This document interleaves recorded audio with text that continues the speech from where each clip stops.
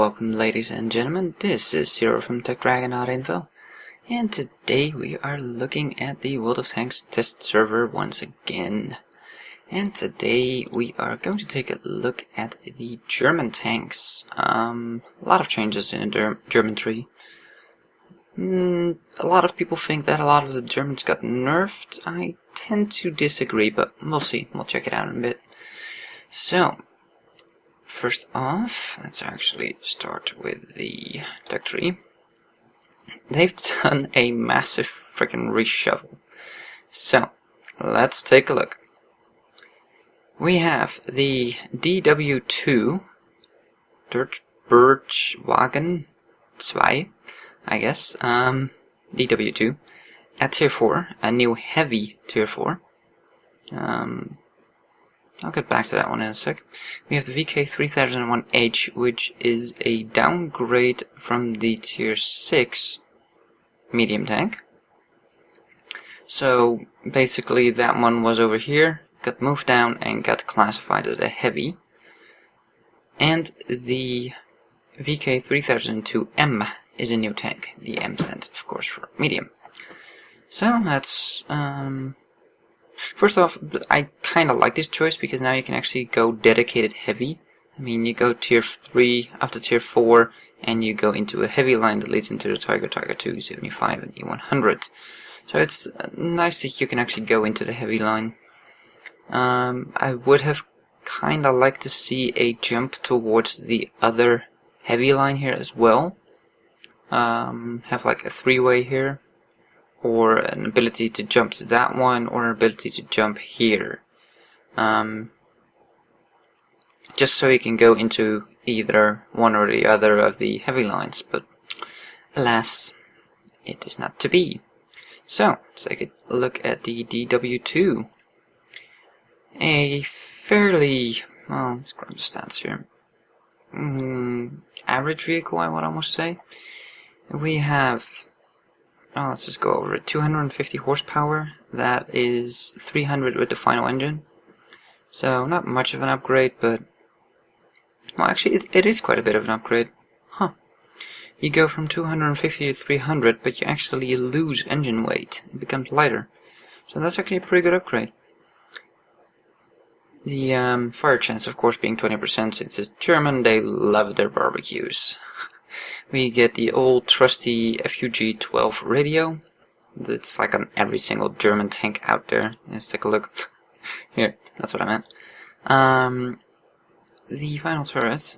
Let me just get this thing real quick. Yes. Yes. The final turret gets 42 traverse versus the 42, okay. 330 view range, 330 view range, weight 12, 3, okay. So you basically get pretty screwed over with this turret. You don't gain any stats. All you gain is weight and probably the ability to put on a different weapon. You can mount the L60. Yep. And you can mount the L60. Okay, and what the hell is the point of a turret? It offers no upgrade whatsoever. It weighs more. Let's take a look. Maybe it's a good idea to actually buy the dang thing. Yeah, without a crew. Don't really need it. Okay. Let's take a look. So, that's a very short gun. I don't need the radio. Let's see. Put the final engine on. But now, the turret needs the tracks. The tracks are not researched. Man, this is a mess. Come on. So I already had the final engine, which is interesting. Where did I get that from? Okay. 2001D. Or the 3001H. If you have either one of those tanks, you already have the final engine. Purchase the tracks there. Okay, so we have the tracks mounted. What do the tracks give? A little bit of extra turning and slightly more weight limit as usual. Now, as for the turret. Okay, I guess you lose a little bit of the weak points. I mean, this massive tumor on the top is what you lose. And, hold on. Yep, a slight rate of fire increase. If you look, it's from 13.95 to 14.63. It's actually a pretty decent increase. So, you have to go through the turret anyways. Anyways, the heavy, this is it. It's not very spectacular. The hull armor, well, let's compare it. Let's see, its main competitors are the French B1 and the British Matilda. Let's grab this one as well, and there we go. So keep in mind these are stock versions, so it's not completely representative, but so you have 50 all-round armor versus the Matilda 75, 70, 55, so the Matilda is better armed. The B1 also is better armed. And of course this one is very, very flat, so it's gonna be relatively easy to pin, so it's not a great heavy. Speed limit is not great. Traverse speed, it's pretty poor.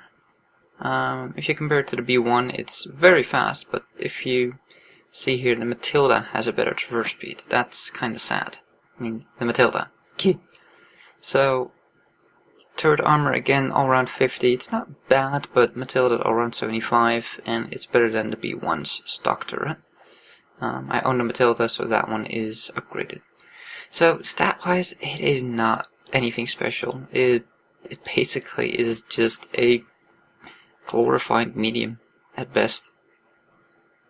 Now, the gun, rate of fire of 25, 67mm of pen, 70 damage, 0.4 accuracy. It's a pretty shitty gun.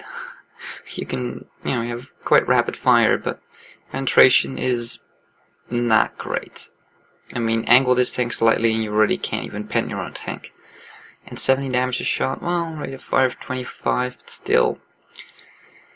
Yeah, so I think this tank is pretty meh. It might do well if it's top tier and the only heavy in there, then you might have a good game. But I don't expect miracles from it. VK3001, it has a massive gun selection.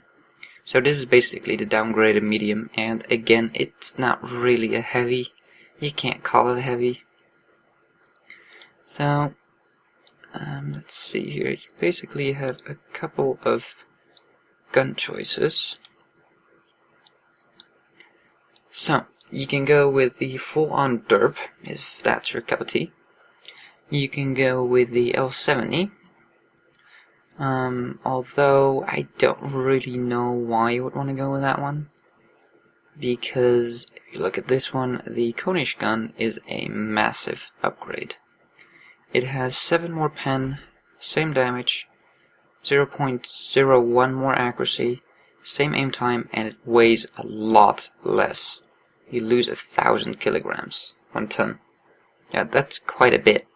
So your tank will actually accelerate faster and stuff with this one on.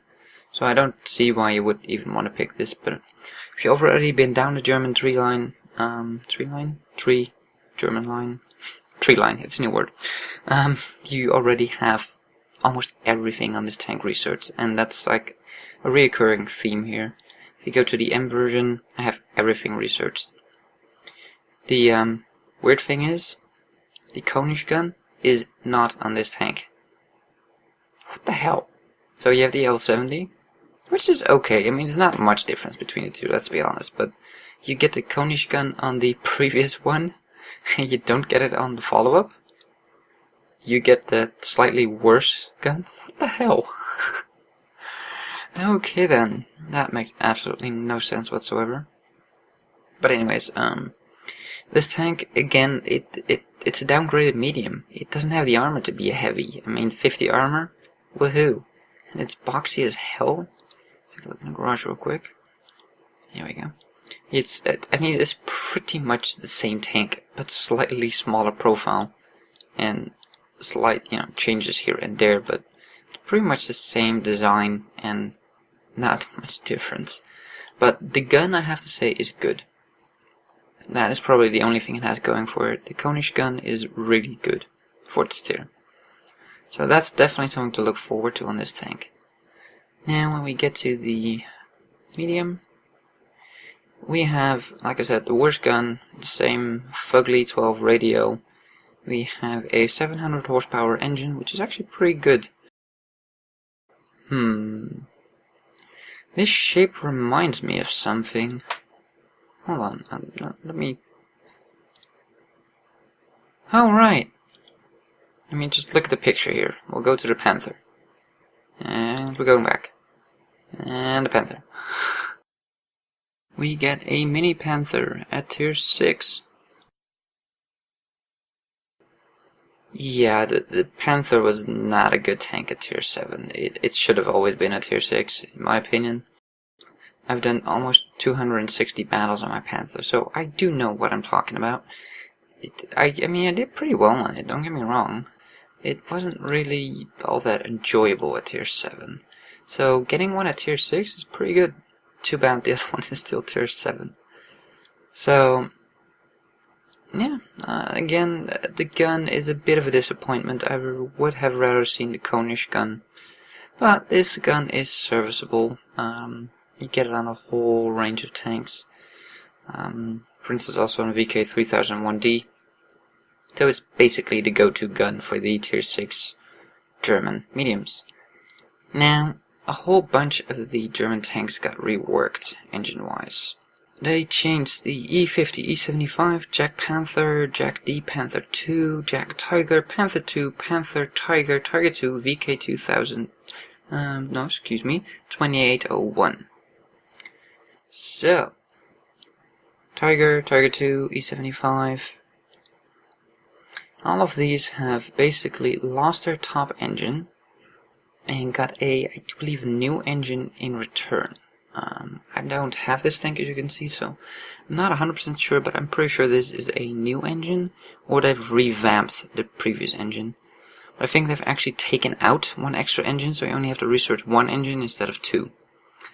Now, a lot of people are complaining that it's a massive nerf to the Germans, and that it's bad, and why the Germans are getting so nerfed. But from what I can tell, they didn't actually get nerfed so much. Take a look at the Panther. Again, only one engine to research, and this is a new theme on the Germans, which is nice. Nice to research. So the acceleration would be worse. Top speed hasn't changed, so you can still reach that top speed. It just takes a little bit longer with this engine.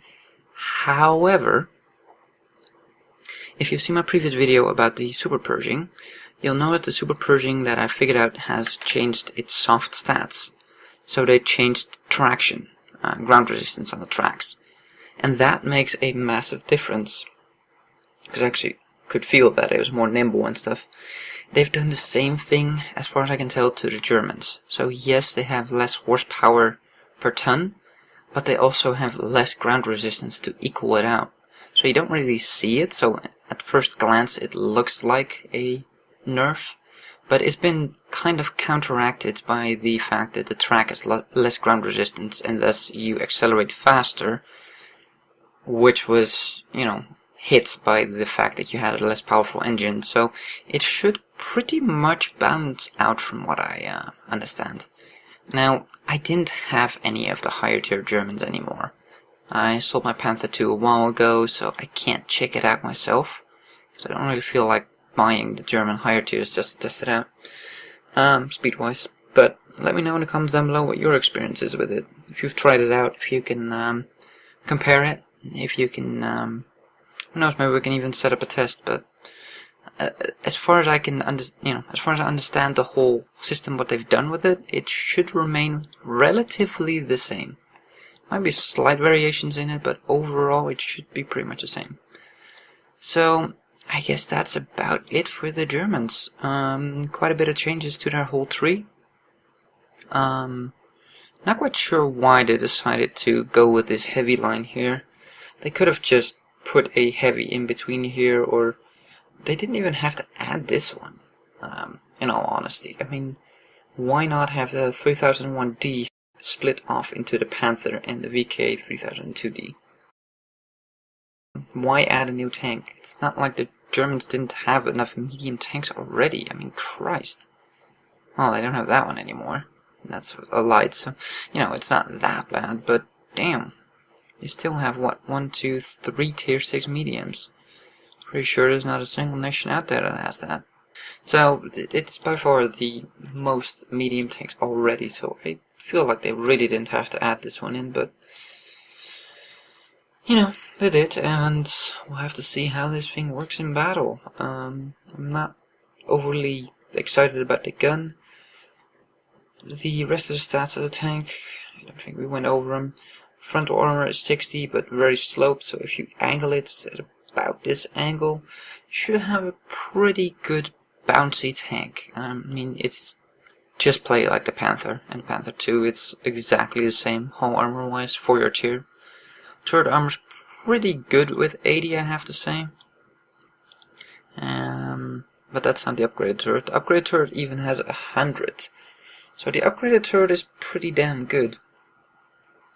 So if you can, I would say go hull down in this. It being German, of course, you probably don't have any gun depression. By the looks of it, no. You can probably expect about this much, if even that much. Yeah, might be a good hull down tank. I think I'll do a separate video where I actually take a look at the individual tanks and how they perform, but for now, I think this is long enough, and I don't want to bore you with any more Germans for now. So thank you for watching. Like I said before, if you have any information on the German tanks and how they move compared to how they do on a live server, if you have any data or replay, just let me know and we'll see what we can do. So if you like this video, give it a thumbs up. If you want to see more, please subscribe, and we'll see you on the next one.